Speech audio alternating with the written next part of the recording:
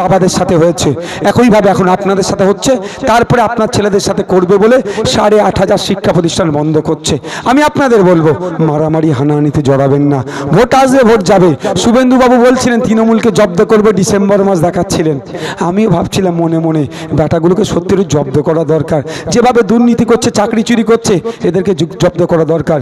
কিন্তু মমতা ব্যানার্জি ওই জব্দ শুনে, ডিসেম্বর শুনে ভয় পেয়ে গেছিল নাকি জানি না, ঠিক বুঝিয়ে সুঝিয়ে ঠিক বিধানসভার মধ্যে এসি রুমে শুভেন্দুবাবুকে চা খাইয়ে দিয়েছেন। জব্দর কথা ভুলে গেছে, ডিসেম্বর মাসেও শুভেন্দুবাবু ভুলে গেছে।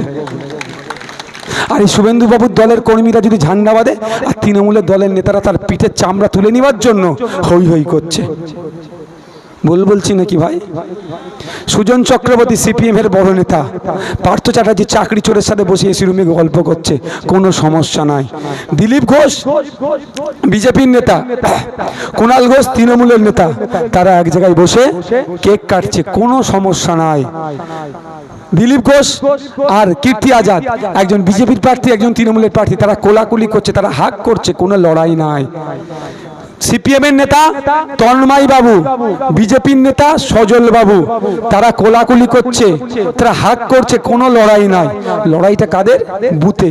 কে বিজেপি করে, কে তৃণমূল করে, কে সিপিএম করে, কে আইএসএফ করে, মারামারিতে জড়িয়ে পড়ছে। আমি অনুরোধ আপনাদের কাছে করছি, আপনারা মারামারিতে জড়াবেন না। ভোট আসবে, যাবে।